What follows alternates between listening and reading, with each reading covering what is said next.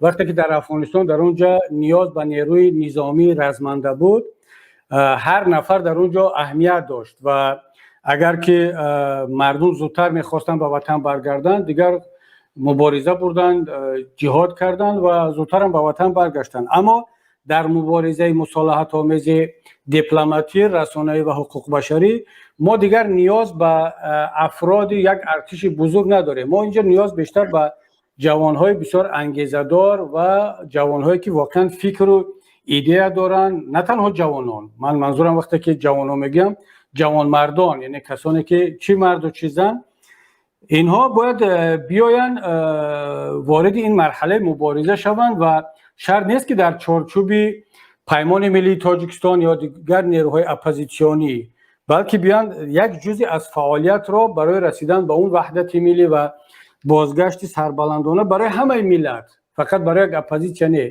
برای مهاجرین، برای کسانی که واقعا میخوان در یک تاجیکستان آباد و پیشرفته زندگی کنن، باید تلاش کنن. من وضعیت را اونقدر فقط در این نمیبینم که حالا اروپا زندگی بهتر دارد و مثلا اگر اپوزیسیون پیروز هم شود، شاید که دیگر خواهش برگشتن به تاجیکستان که رحمانوف دیگه میدونید به چی وضعیت رسون با اون نداشته باشد. شما اگر در مثال بعضی کشورهای دیگر بگیرید، برای مثال اپوزیسیون تونس، نهضت اسلامی تونس 22 سال در هجرت بود، 22 سال مبارزه مصالحت آمیز بردن و بعداً به وطن برگشتن.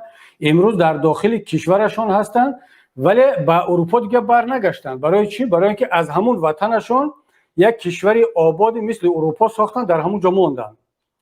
وظیفه ما این است که باید در اینجا استفاده از امکانات اینجا استفاده برده مبارزه بریم، به نتیجه برسیم و تاجیکستان هم را مثل اروپا پیشرفته کنیم که دیگر هیچ ضرورت یا آرزوی بازگشت به اروپا باقی نماند.